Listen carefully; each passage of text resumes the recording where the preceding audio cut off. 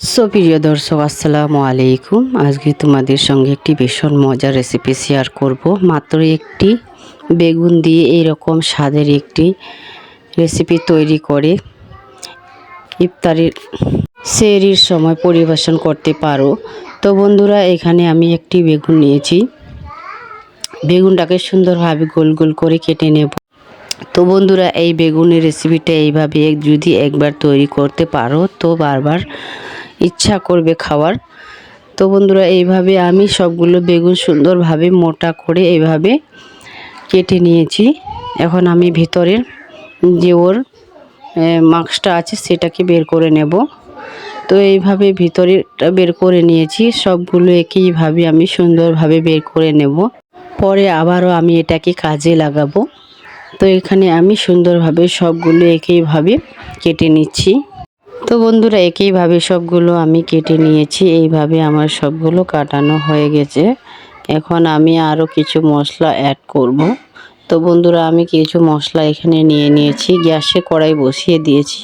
পরিমাণ মতো তেল অ্যাড করছি। এখন আমি জিরে আর দিয়ে দেব কটা রসুনের কোয়া। এটাকে সুন্দরভাবে একটুখানি নেড়ে চেড়ে এখন আমি একটা বড় সাইজের পেঁয়াজ কুচি দিয়ে দেব।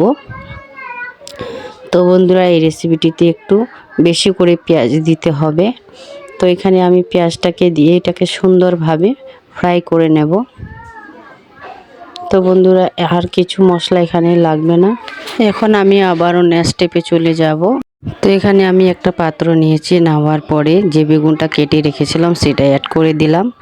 আর দেওয়ার পরে ধনে কুচি, কাঁচা লঙ্কা পরিমাণ মতো, আর যে মশলাটা আমি তৈরি করে রেখেছিলাম সেটা দিয়ে দিলাম। দেওয়ার পরে দিয়ে দিয়েছি স্বাদ মতো লবণ, হলুদের গুঁড়ো, লঙ্কার গুঁড়ো, আর এখানে অ্যাড করব একটি মাত্র ডিম। তো একটি বেগুন একটি ডিম দিয়ে স্বাদের রেসিপি তৈরি করব। ভালো লাগলে সঙ্গে থাকবেন। তো বন্ধুরা, এখানে আমি মিক্স করে এখন আমি আবারও সুন্দরভাবে এখানে মিক্স করে নিতে হবে। এখন আমি আবারও চলে যাব নেক্সট স্টেপে। তো এখানে কড়াইতে তেল পরিমাণ মতো দিয়ে দিয়েছি। তেলটাকে একটুখানি গরম করে এখন আমি বেগুনগুলো দিয়ে দিচ্ছি। যে পুরটা তৈরি করে রেখেছিলাম সেটা এখন দিয়ে দেব বেগুনের উপরে।